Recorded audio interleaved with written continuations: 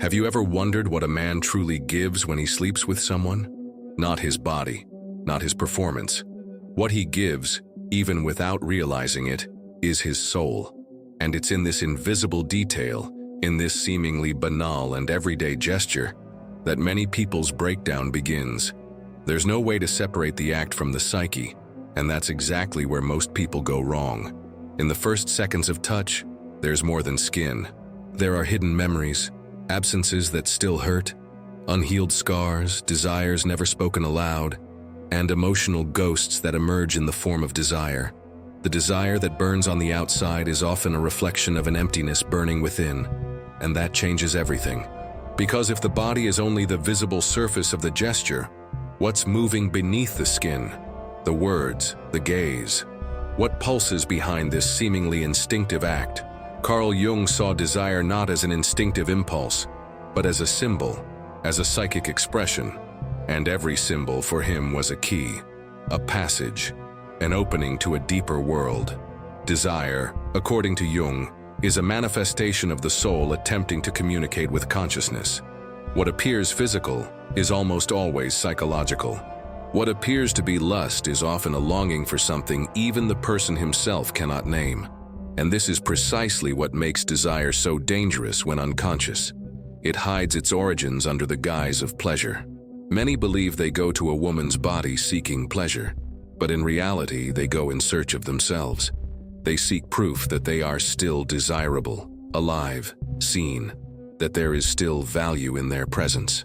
Masculinity, from an early age, is built on fragile pillars and contradictory expectations. Don't cry, endure, prove, conquer, dominate. And in this process of hardening, men learn to hide their sensitivity as if it were a weakness. But it doesn't disappear.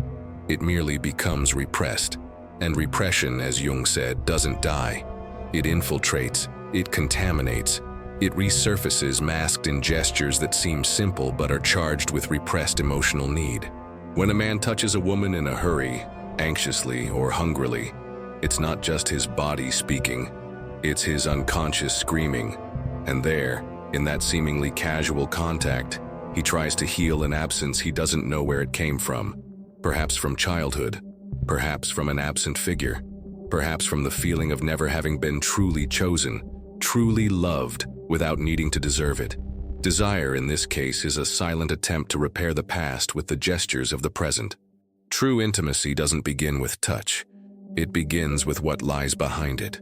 Jung saw sexuality as a conduit between the conscious and unconscious worlds, a ritual that, when lived unconsciously, becomes nothing more than a repetition of neediness, an unconscious cycle of surrender and frustration.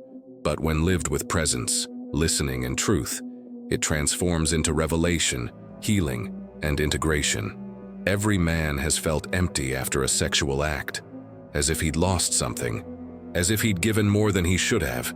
And this emptying isn't physical, it's spiritual. Because deep down, he wasn't just seeking pleasure. He wanted to be seen. He wanted someone to look at him and say, even if without words, "I see you, even so." Even with his flaws, even with his pain, even with his shadows. But this rarely happens, because many still confuse sex with conquest, intimacy with control, presence with performance.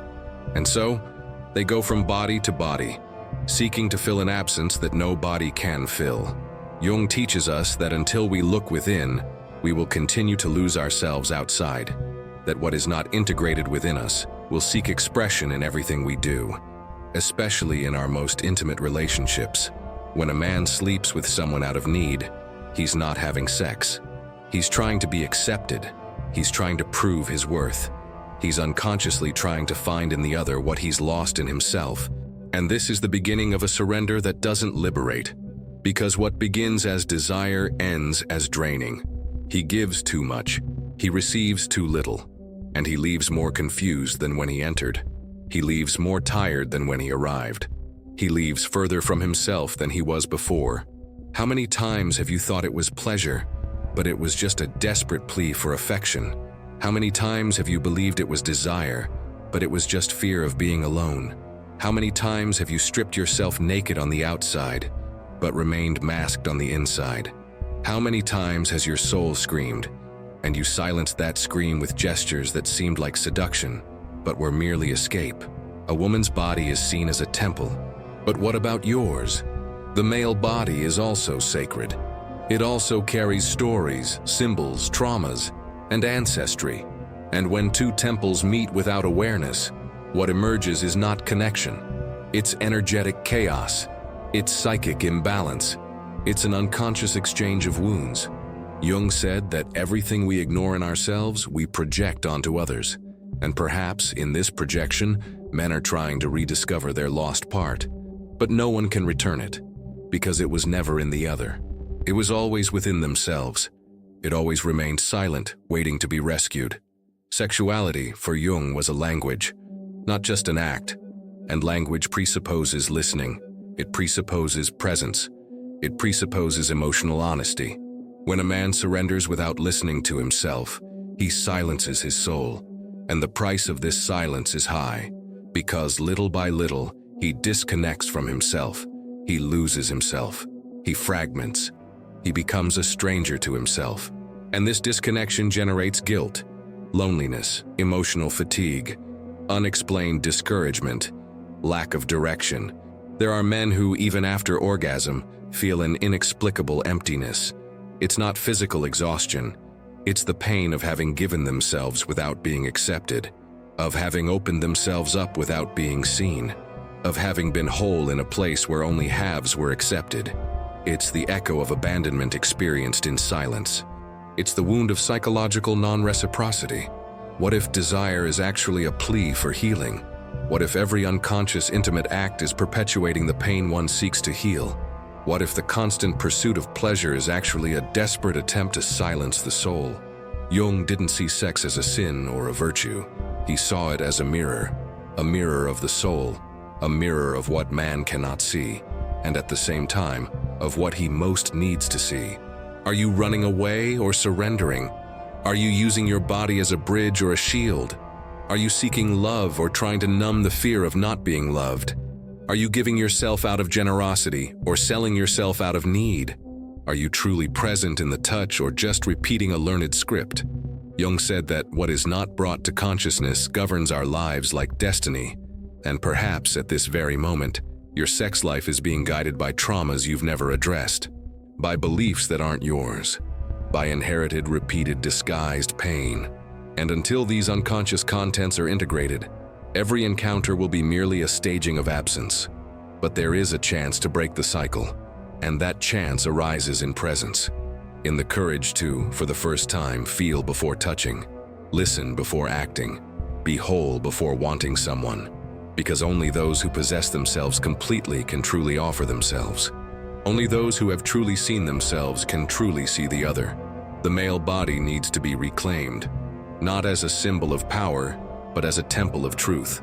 The male soul needs to stop hiding behind virility, because what the world has taught us as strength may just be a well-dressed fear, a defense disguised as conquest, a shell disguised as charm.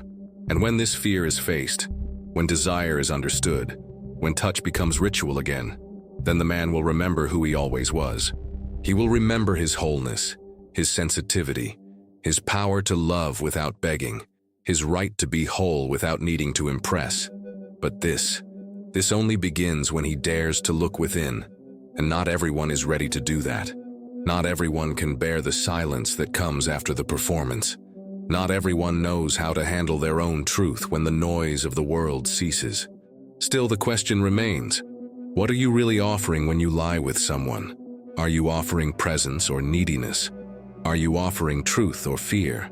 And the answer, perhaps, lies far beyond pleasure. Perhaps it lies in what you didn't want anyone to see, but which keeps surfacing every time you try to hide it. What you buried, but which never stopped breathing within you.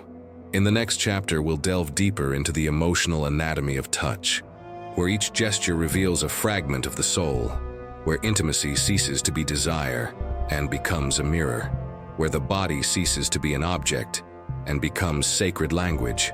He arrived home silent, as he always did. Silence had accompanied him since adolescence, like a comfortable armor, molded by years of emotional restraint. It was easier to remain silent than to explain what he felt, simpler to maintain composure than to acknowledge the inner turmoil. He sat on the edge of the bed, cell phone in hand, but without really looking at it. His gaze strayed from the device, as if searching for some reflection of himself in the void. He had just returned from her house. Once again, he had surrendered himself. Body present, soul absent. Kisses exchanged, caresses choreographed, words whispered, and then that inner silence. A familiar emptiness, almost predictable, the feeling of having offered everything without knowing exactly what he was offering. Carl Jung said that intimacy is not a bridge to pleasure. It's a mirror that reveals everything that has been repressed, denied, suppressed, or misunderstood. And what this man saw in that silent post-sex mirror was an uncomfortable image, that of someone pretending to be whole but knowing he was fragmented. Someone who had been trained to hide, to control, to dominate, but never to truly let himself be seen. Because when intimacy is genuine, it tears the theater apart. It reveals the exhausted actor behind the mask. Many men live this way, and maybe you do too. You repeat gestures perfectly. You learn tricks, techniques, strategies. You learn to impress, but not to surrender. You learn to give pleasure, but not to receive truth. You learn to maintain control, but not to make yourself vulnerable. Performance becomes identity. Apparent perfection masks an invisible turmoil. And it all works, until the moment the other person looks at you as if to silently ask, "Where are you really?" Because there's a difference between being naked and being exposed. Between baring your body and baring your soul. There's a difference between touching and letting yourself be touched. And it's at this point that many men back off. When they realize the other person doesn't just want your body, they want what you hide behind your body. They want the whole man. They want the story. They want the look that reveals. And that's scary. Not out of weakness, but because true surrender requires something that's never been taught. Trust. Jung spoke of the shadow as everything we reject in ourselves. Fears, weaknesses, parts of the psyche we can't bear to look at. And often, the shadow of modern man lies in the fear of being sensitive, in the dread of being perceived as weak, incomplete, flawed. So he creates masks. Masks of strength, control, wisdom. He dresses himself in success, self-confidence, certainty, and he begins to believe in these armors. But intimacy, when real, dissolves these masks with a subtle gesture. There's a moment when her hand isn't just on his skin anymore. It's on his history. And that seemingly innocent touch triggers memories kept hidden. The way she holds his face, the way she embraces him silently, the way she looks at him after pleasure. All of this awakens deep layers that have never been named. Because the body remembers. Emotional memory is activated by touch. The unconscious screams through the skin. What it tries to control with posture explodes silently within. A man can spend decades hiding behind strength. He can build a career, a reputation, muscles, a speech. But a single right touch at the right moment can bring that wall down. And it's not because he's weak, it's because he's tired. Tired of pretending he doesn't feel. Tired of pretending it doesn't hurt. Tired of pretending he doesn't carry the absence of what he never received. And it's in that moment of fracture that the hardest choice arises. To flee or to stay. He can run away, walk away, say it's okay, say it was no big deal, go back to the game of distraction, go back to the cycle of shallow encounters.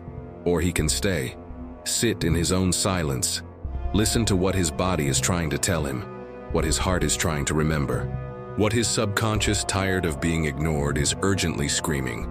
There's a simple scene, and perhaps you've experienced it before.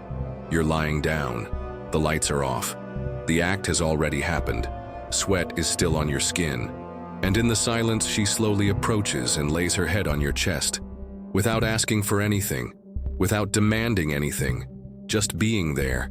And it's in that moment that something inside you tightens, a faint anguish, an urge to cry that you swallow, a feeling without a name but with weight. And that's what Jung was talking about, the unconscious that speaks louder when the noise stops. the psychic content that emerges when the body relaxes. What emerges in that silence is the part you hide even from yourself, the child who wasn't embraced, the teenager who had to be strong too soon, the man who learned to confuse control with power, presence with appearance, touch with technique. Have you ever stopped to think why you feel safer when you're acting than when you're feeling? Why is the silence of intimacy sometimes more disturbing than the act itself? Why is it easier to impress than to allow yourself to be truly seen? Why is performance more comfortable than acceptance? Intimacy for Jung was not the pinnacle of conquest. It was the beginning of an encounter with one's own abyss, an abyss revealed in the reflection of the other. Because no one shows you who you are more than the one who truly touches you. And this doesn't happen in the big moments. It happens in the little ones, in the details, in the smallest gesture, in shared silence, in the way she asks if you slept well, in the way she holds your hand at the grocery store, in the absent-minded caress of your hair while you watch something random. That's when the mirror appears. That's when the armor starts to rust. And if you're not ready, you'll want to run away. You'll say you don't feel anything. You'll try to turn everything into a joke, because it's easier to laugh than to open up. There are men who disappear after the first night, not because she did anything wrong, but because she saw too much. And seeing too much for someone who has never been seen with love can feel like an invasion. It can feel like danger. The other person's presence activates the absence within you, and your reaction to it reveals how much you haven't forgiven yourself, how much you still believe you need to hide. Jung said that every man needs to confront his shadow, and often this shadow emerges precisely in bed, in the discomfort after orgasm, in the fear of staying, in the desire to disappear after being embraced. Because deep embrace is beautiful, but it's also scary. Scary because it breaks the mold. Because it brings up old questions. What if she leaves? What if she sees me and doesn't like what she sees? What if she touches something I can't even accept in myself? These questions aren't weakness. They're invitations. Invitations to a new phase, where pleasure stops being an escape and becomes a presence, where touch stops being a technique and becomes an emotional language, where sex stops being a ritual of power and becomes a ritual of truth, a ritual of reconnection, of healing, of integration between what you pretend to be and what you truly feel. Have you ever been with someone who, without saying a word, made you feel whole? Have you ever allowed yourself to be held without fear? Have you ever let your mask fall, even if only for a few minutes? Have you ever looked into someone's eyes after pleasure and felt there was something there that no orgasm could explain? If so, you know what that moment is like, and you know that after it, you can't live the same way again.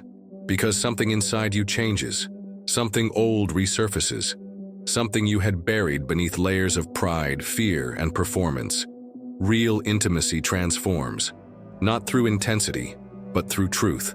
And once truth enters, it never leaves. It changes your gaze. It changes your touch. It changes the way you walk through the world. Because once you see yourself, you can no longer pretend you didn't. In the next chapter, we'll explore this moment of breaking. The point where pleasure turns into confrontation. The point where the mirror can no longer be avoided. And the man who always feigned strength finally looks at the part of himself he's tried to forget. That's when everything starts to change. And change sometimes hurts. But continuing to pretend hurts even more. He seemed whole, but he wasn't. He was operating on automatic mode, like someone who learned from an early age to survive by being useful, present, desirable. He was the man everyone praised, kind, helpful, generous, always ready to help, to listen, to welcome. But inside he lived in debt, an invisible debt to something he never received. Unconditional love, effortless validation, affection that didn't need to be earned. As if each gesture of affection could only come as a reward for good behavior. As if existing weren't enough. Carl Jung said that the shadow isn't what we hate, it's what we hide. And this man, like so many others, didn't hide anger. He hid absence, the absence of himself. Because somewhere in his childhood he learned that to be loved he had to be perfect. And so he erased the parts that didn't fit his character. Anger turned to silence. Sadness turned to productivity. Fear turned to jokes, and the desire to be chosen became a cross he bore in silence. His very identity was shaped around a desperate attempt to please. What about you? Have you ever found yourself forging a version of yourself just to be accepted? Have you noticed how dangerous authenticity feels when we learn that love is conditional? Have you ever wondered why certain men, even good ones, end up ignored? Have you ever noticed how the one who gives the most, listens the most, is the one who is most available, is precisely the one who receives the least in return? This is no coincidence. It's an emotional pattern. A pattern born from an unconscious attempt to compensate for old pain with virtuous behavior. It's not a conscious choice. It's automated emotional survival.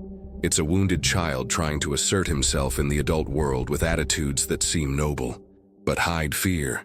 Kindness, when born of need, is not generosity. It's survival. It's tentative. It's silent negotiation. If I'm good enough, she'll stay. If I take good care of her, she'll choose me. If I never make mistakes, maybe she'll see the real me. The problem is, this never works. Because what comes from a wounded place never arrives whole. Because those who are trying to be accepted can't truly show themselves. And it's at this point that man begins to lose himself. Jung warned, that which is not integrated manifests as destiny.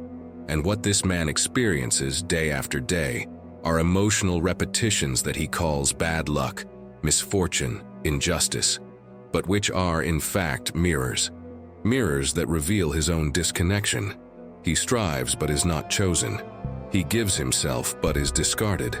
He smiles, but inside he feels empty. And in the end, what remains is the stifled question, what more do I need to do to be loved? But what if the question is wrong from the start? What if the problem isn't the intensity with which you love, but the abandonment with which you treat yourself when you love? What if the mistake isn't what you do, but where you do it from? Because it's not the gesture that defines the value. It's the hidden intention behind it. And when the intention is to be accepted at any cost, the gesture loses its power. It becomes a demand. It becomes a debt. It becomes a camouflaged expectation. And nothing destroys a relationship more than unspoken expectations. Expecting to be seen without ever showing your true self. Wanting to be loved without presenting yourself fully. Demanding recognition without allowing yourself to be vulnerable. Have you ever found yourself trying to be the best partner possible? Have you ever felt like you needed to do more, give in more, just to avoid being left behind? Have you ever felt that, even when you gave your all, something inside you remained invisible? Have you ever smiled when you wanted to cry? Have you ever said it's okay when you wanted to scream, "Look at me"? This is the cry of the child that still lives within you. The child who learned that they would only be loved if they were useful. And the adult you are now repeats this pattern in every relationship, believing they need to prove themselves to deserve love. But love that needs to be earned started wrong. If you need to mold yourself to fit someone, perhaps the space was never yours. Jung didn't see love as a transaction. He saw it as an archetypal experience of integration. To love is to recognize oneself in the other. And to be loved is to be recognized in one's entirety, flaws included. But how can someone recognize you if you hide your feelings? How can someone truly love you if you don't present yourself fully? True love begins where performance ends. And for many men, this boundary is the most frightening territory. The truth is that many men confuse presence with pleasing. They confuse kindness with submission. And they end up becoming domesticated versions of themselves. They lose their shine. They lose their edge. They lose the fire that made them unique. And what begins as surrender becomes annihilation. The man disappears to try to ensure the other stays. But those who disappear are never loved. At most, they are tolerated. Deep down, they know this. But they prefer the discomfort of the other's presence to the despair of loneliness. Have you ever felt like you lost your voice in a relationship? That your desires began to fade? That your identity gradually dissolved? Until you barely recognized yourself anymore? Have you ever found yourself saying yes when you meant no? Have you ever pretended everything was fine just to avoid causing trouble? This is the effect of disconnection. When you try to be everything to someone else, you end up being nothing to yourself. When you live in fear of rejection, You reject yourself every day. And this silent rejection is what destroys your self-esteem.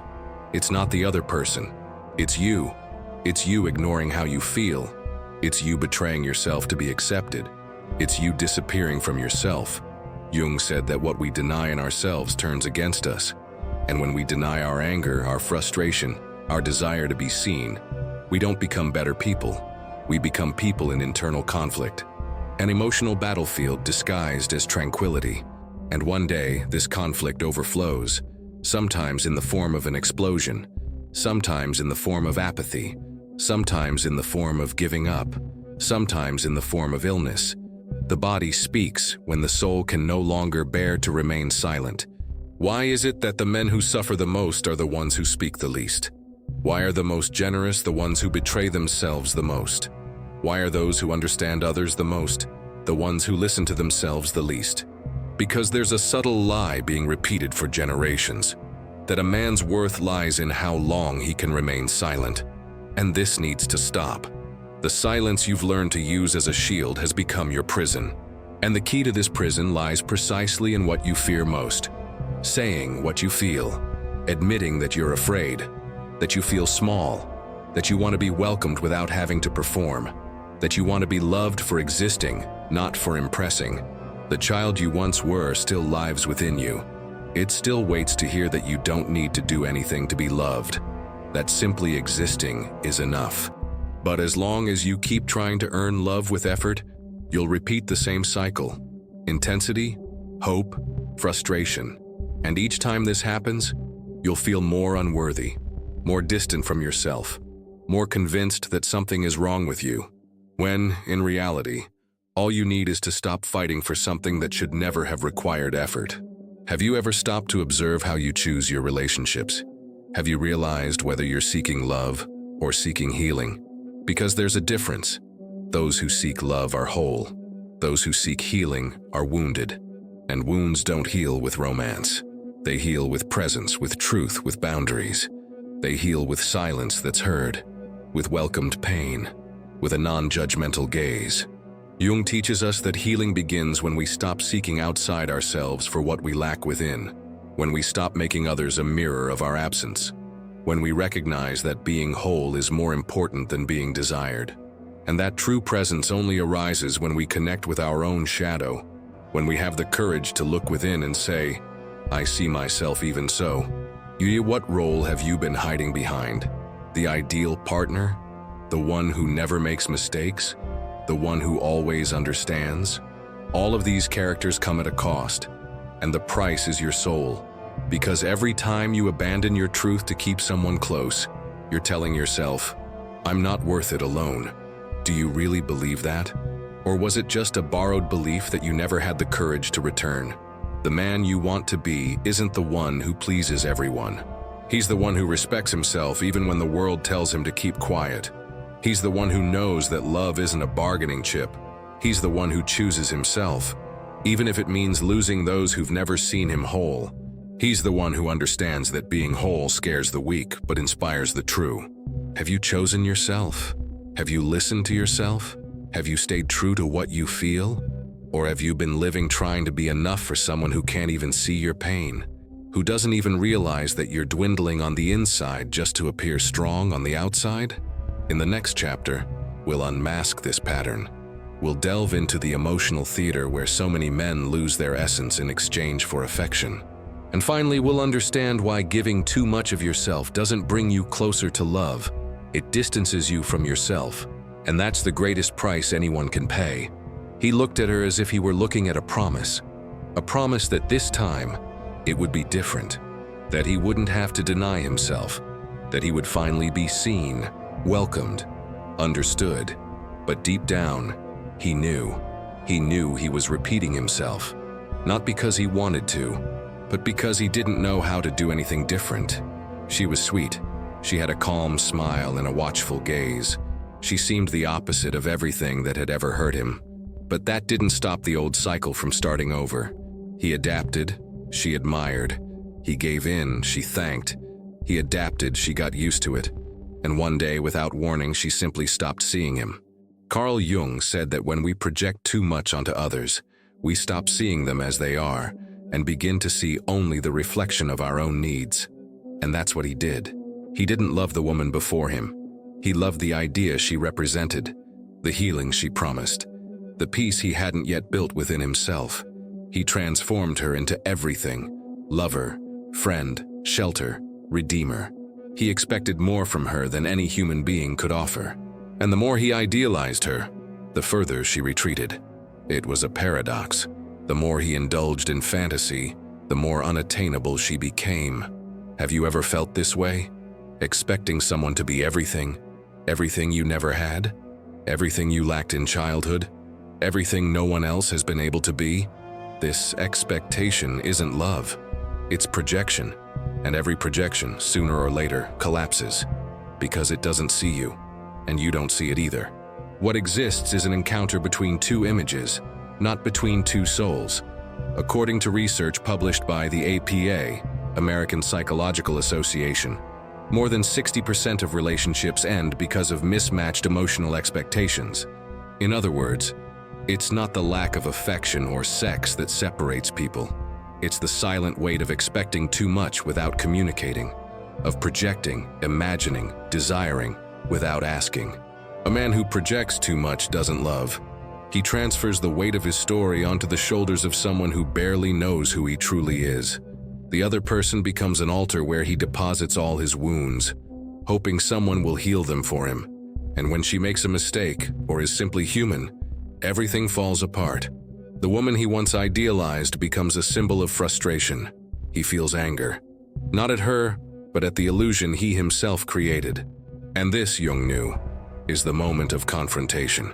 The moment when what was once brilliant becomes pain. Because disappointment arises not from what the other person did, but from what you projected they would do. And worst of all, it arises from your own refusal to look at yourself honestly. This man begins to wonder, how could she change so much? But the truth is, she hasn't. She simply stepped out of the fantasy he placed her in. And now, faced with reality, he feels betrayed by a script he himself wrote.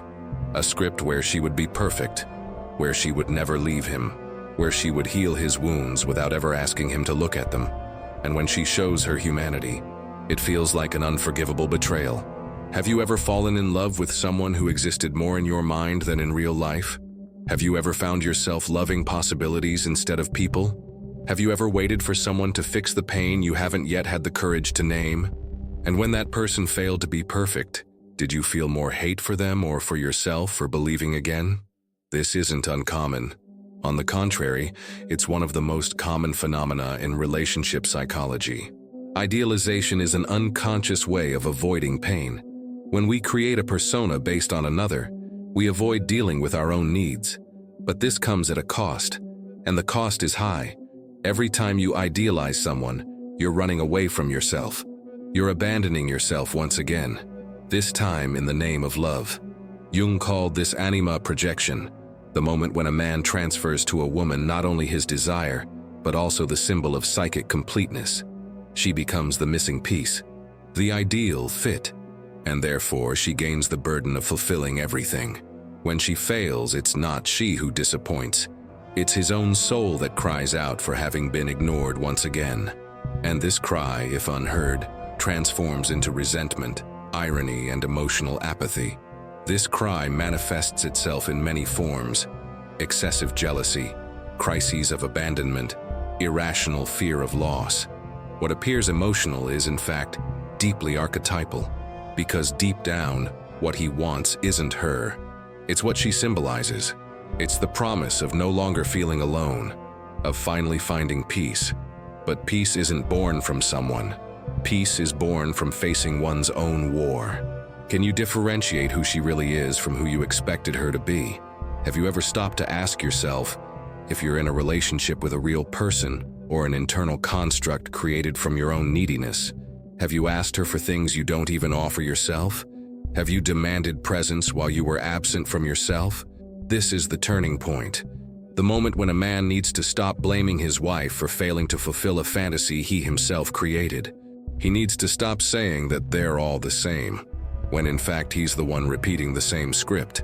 He needs to face that until he finds himself, He'll continue trying to complete himself with halves that weren't meant to support him, because no woman can fill the hole his own soul has dug.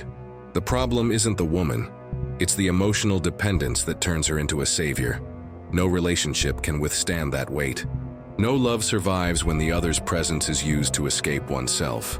And Jung was clear when he said, "Until you integrate what's missing within you, you'll seek in the other what will never be their responsibility to offer you." And this will create a cycle where every intense passion turns into inevitable frustration. How many loves have you destroyed with your urgency? How many times have you confused attention with salvation? How many times have you given up on yourself to try to be perfect for someone who didn't even know you completely? And even more, how many times have you stayed with someone just because you were afraid to be with yourself? It's not your fault, but the responsibility is, because the pain you experienced in the past wasn't your choice, but continuing to perpetuate that pattern now is. And there's something profoundly liberating about taking responsibility. You stop waiting for someone to come rescue you, and you begin to build a path where being whole is more important than being loved, where being honest with your limits is more important than being nice. When you stop waiting for her to see you, you begin to see yourself. When you stop demanding presence, you begin to be present for yourself.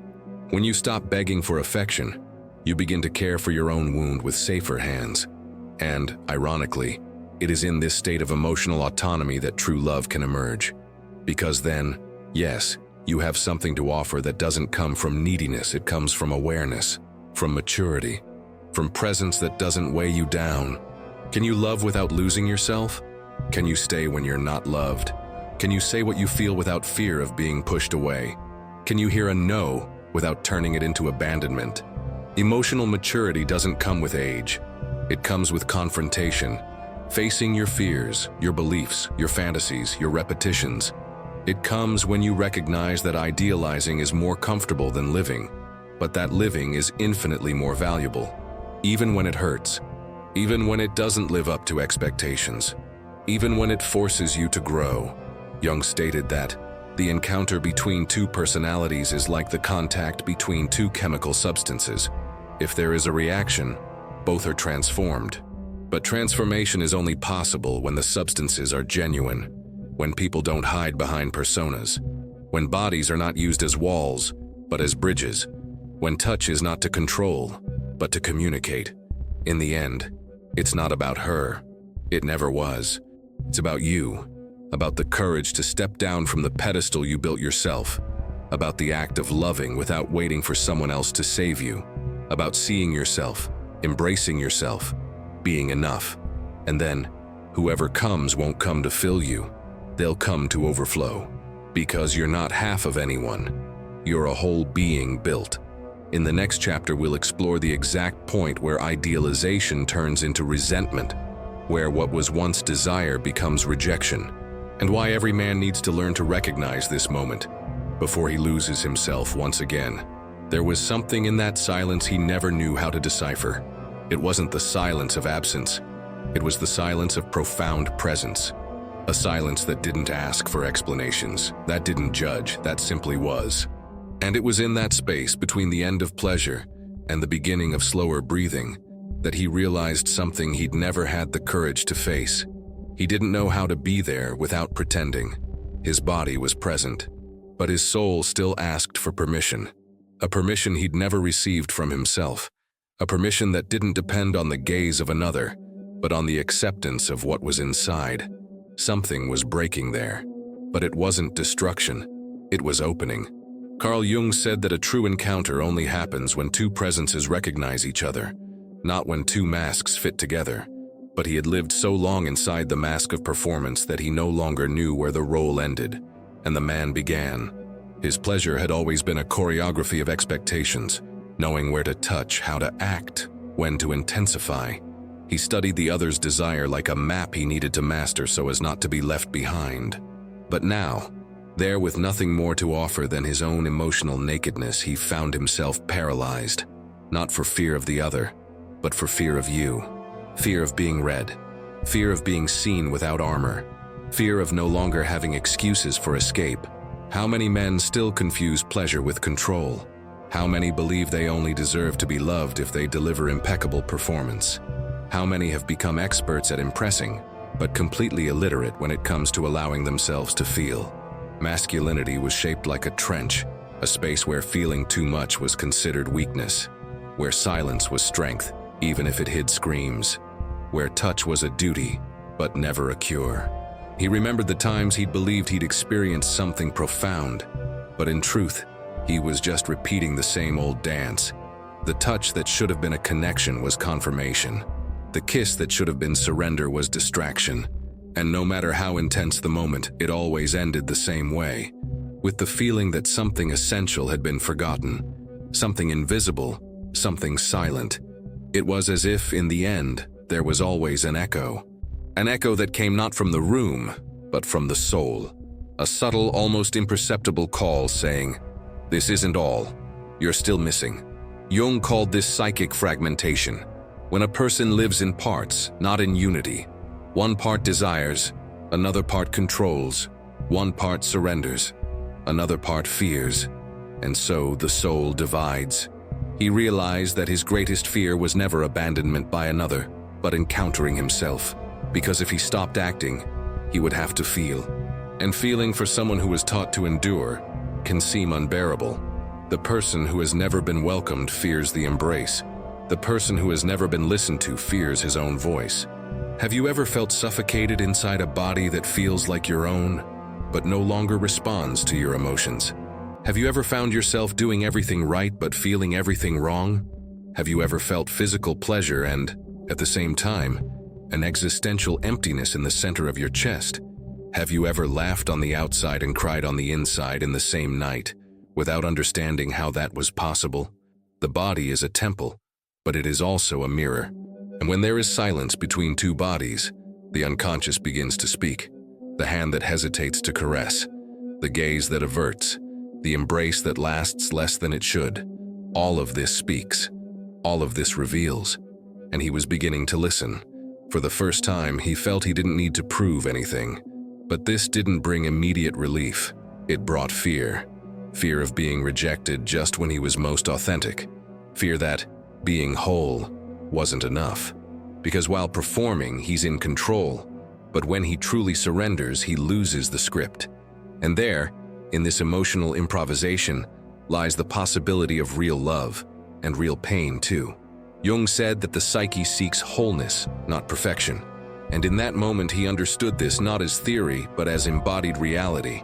It was the human encounter with their own shadow, but without war, with curiosity, with listening, with presence. She was there, lying beside him. Her breathing was soft, her body surrendered, and even without words she seemed to be saying, "You can stay, you can be, no need to impress." But this permission, so simple and so rare, confronted him more than any judgment, because it was new, because it was safe, because it was true, and he'd never known what to do with safety. Safety, for someone who's only known chaos, is disconcerting. Peace, for someone who's always lived in alarm, seems strange. Do you know what to do with love when it demands nothing from you? Can you accept being seen without having to hide your flaws? Can you remain whole even when the other person doesn't demand you be better than you already are? Or do you still believe you need to earn even the simplest affection? That you need to deserve affection, justify attention, beg for it to stay? He began to cry, softly, silently. It wasn't a cry of sadness. It was a cry of exhaustion, as if years of masks were melting away along with that tear, as if finally he could rest within himself. Because being naked on the outside is easy. What's difficult is being naked on the inside, showing what you feel without the need for adornments. And in that moment he understood what Jung called reconnecting with the soul. It was a return without an audience, a return without performance, a return to presence. The soul, for Jung, is not something ethereal and distant. It is alive, it is present, it is the center of being. And when we are disconnected from it, we live as strangers to ourselves. He realized that he had built his entire life around avoiding this pain, and that, for this very reason, it accompanied him silently, in every encounter, in every night, in every unheard desire. And it was always there, not as punishment, but as a reminder. True healing doesn't come from the touch of another. It comes from inner touch, from inner listening, from inner acceptance. He always thought he was saved when he was loved. But in that moment, he understood that salvation came when he decided to love himself. Not romantic love, but the silent, honest love that says, I will never abandon myself again. This commitment before any relationship is the most sacred pact. Have you ever said this to yourself? Have you ever looked into your own eyes with the same tenderness you long to receive from another? Have you ever allowed yourself to be vulnerable without fear of not being accepted? Have you ever embraced your own shadow without trying to fix it, simply by respecting it as part of who you are? He stood there. He didn't run away. He didn't try to change the subject. He didn't run for distraction. He just stayed, breathing, crying, feeling. And for the first time, he felt like a man not because he controlled himself, but because he felt. Feeling deeply, feeling courageously, feeling without censorship. And in that feeling, something was being born. Not a new version, but the version that had always been there waiting for permission. This is the moment when the masculine reconciles with what it has been taught to fear, its own sensitivity. Jung called this reconciliation the integration of the inner feminine, a force that is not opposed to virility, but rather sustains it. Because the true man is not the one who conquers everyone. He is the one who does not betray himself to be accepted, the one who can say no firmly and yes with soul. He remembered the times he'd walked away from women who'd welcomed him, the times he'd feared the loving touch, the kindness, the care, because deep down, it exposed his wound. And when the wound appears, you either heal it or run away, and he had run away. But now here, he was tired of running, tired of pretending, tired of not finding himself even in the most intimate moments. Are you tired too? Tired of pretending you don't feel it? Tired of maintaining a pose while your soul crumbles inside?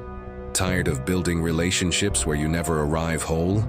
Tired of confusing presence with obligation, affection with dependence, surrender with surrender? Liberation begins when man admits his fatigue, his exhaustion from trying to prove himself, his saturation with the need to be more than he feels, when he understands that his sensitivity is not a flaw, it is a compass, and that the desire to be accepted does not make him weak, it makes him human. And being human, Jung would say, is precisely accepting this paradox, being strong without closing down, being sensitive without breaking. At the end of that night, he said nothing, but she felt it. She held his hand with a gentle grip, as if to say, I know. And there in that gesture was everything. No promise, no demand, just presence.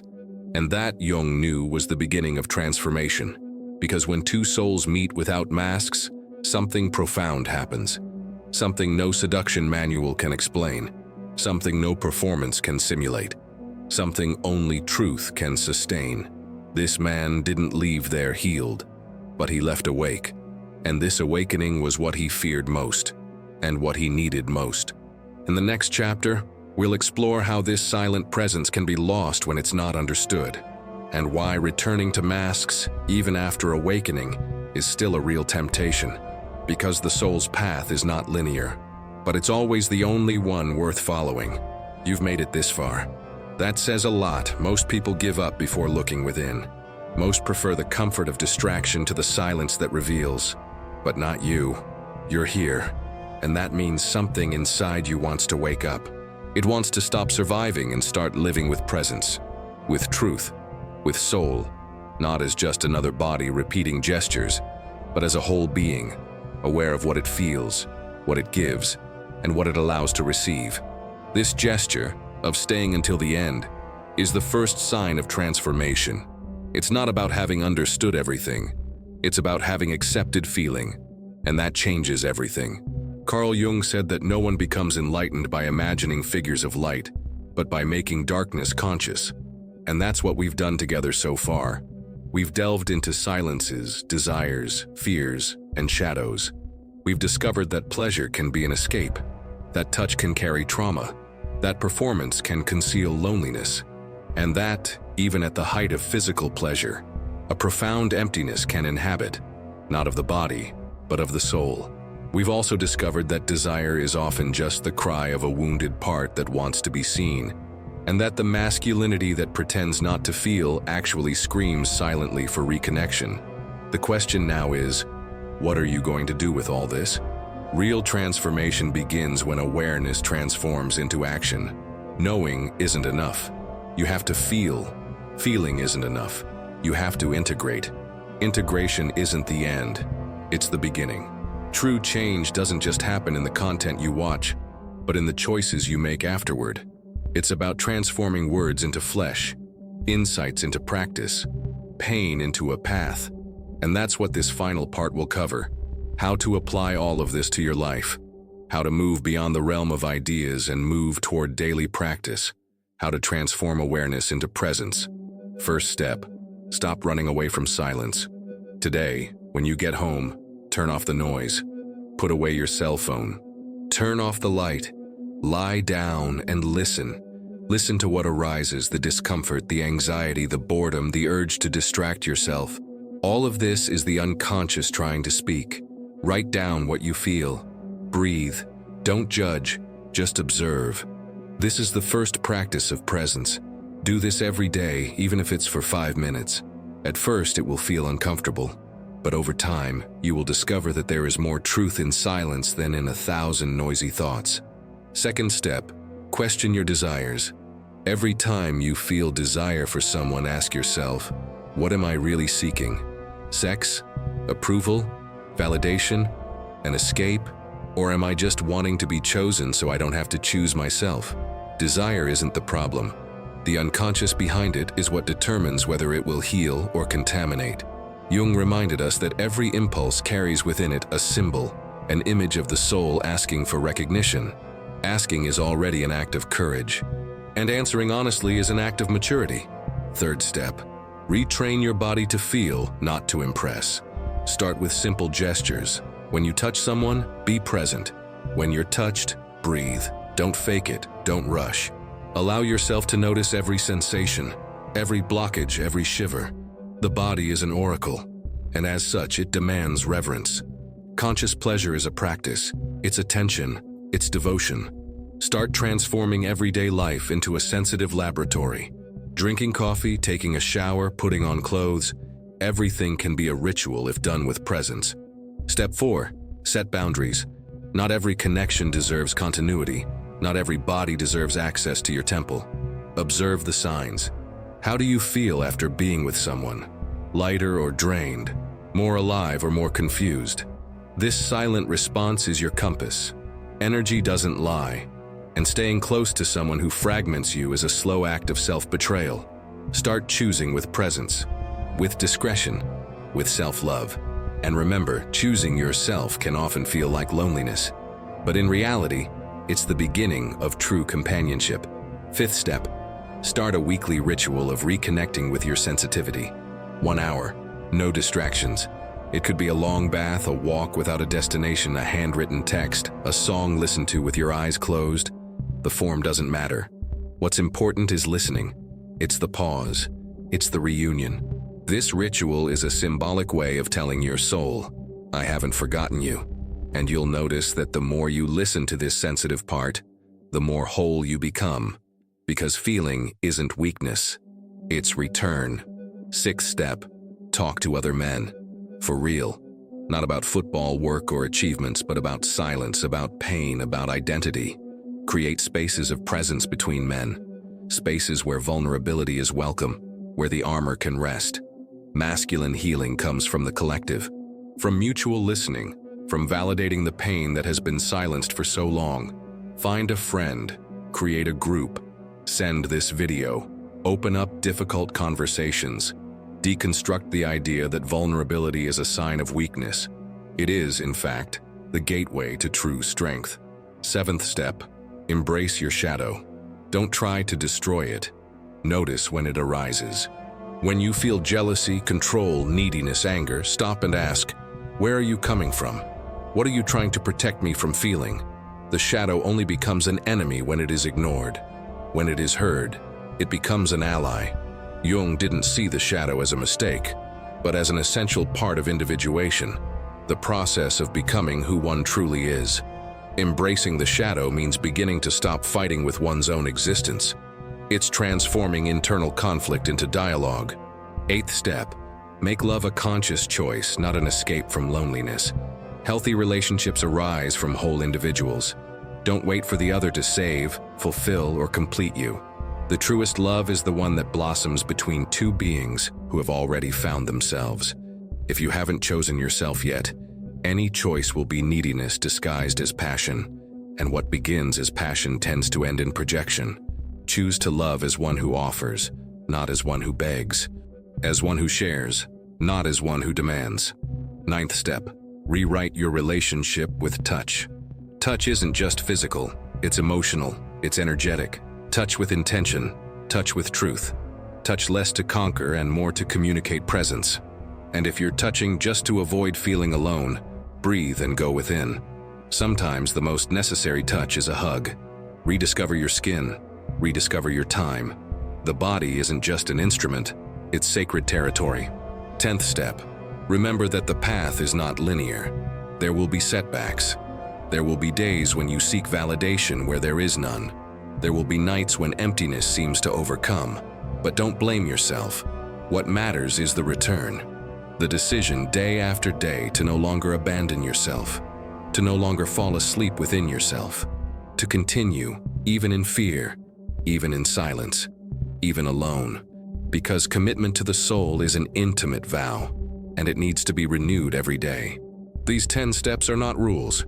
They are invitations, seeds, exercises in humanity, small acts of presence that, repeated, build a new way of being in the world, a way where humanity no longer needs to pretend not to feel, where the body is not a stage for performance but a true altar, where love is not an escape but an extension of wholeness. Every conscious choice is a silent declaration. I am here, completely. And now, I want you to take a deep breath and look within. Ask yourself, am I willing to be whole, even if it means losing someone who only accepts me halfway, even if it temporarily distances me from what I thought was love, but was actually neediness? Because the real turning point doesn't happen in the content you consume, but in the intimate decision to transform that content into practice, into choice, into action, into life. It's in the courage to start over, to stumble, to get up without applause. That true presence is born. If this video spoke to your soul, if any part of it reminded you of yourself, touched you silently, or gave you the courage to start over, write in the comments what struck you most. It can be anonymous, it can be intimate, it can be brief, but write. Because when you share, you transform, you inspire, you help other men realize they are not alone. That feeling is also a path. That existing truthfully is also possible. And if this content resonated with you, subscribe to the Deep Psyche channel. Here the journey is inward. Here the soul has a voice. Here, silence finds words. Like this video if it moved you in any way, and share it with someone who may be silently experiencing what you've just awakened. Thank you for coming here. You are not alone. You never were. And now that you know this, everything can start over. Start over.